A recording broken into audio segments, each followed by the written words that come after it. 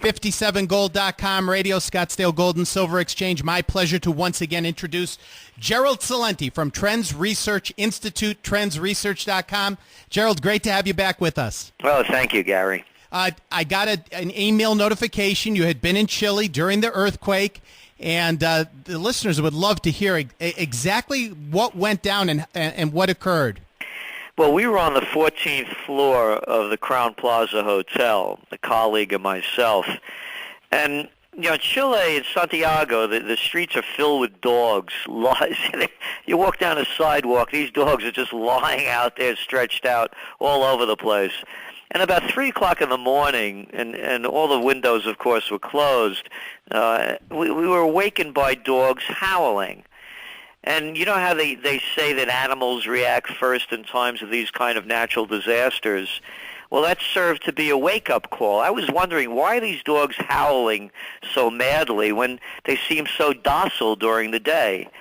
And several minutes later, there was a tremor, and I had known that Chile is a heavy earthquake zone, so I immediately put on my pants, just put on my shoes, and as I went for my jacket at the first tremor, the quake hit.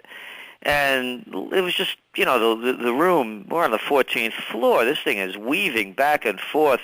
The drawers are flying out of the bureaus. The television topples over. Lights go out. And I just headed for the staircase, looking for that green light. And I'm a close combat practitioner, so I'm always trying to be on the alert everywhere I go, and the things that I do to be conscious in the moment. And I knew precisely where the staircase was, even though there was a light, a green light showing where it was, the emergency light. And when I got into the staircase, remember, I'm on the 14th floor. I only heard one sound coming from above me. And as it turned out, it was a housekeeper, and she was praying all the way out loud, all the way down in Spanish. The point is, I got to the bottom floor. I was the first guy down 14 flights of stairs. I was in survival mode.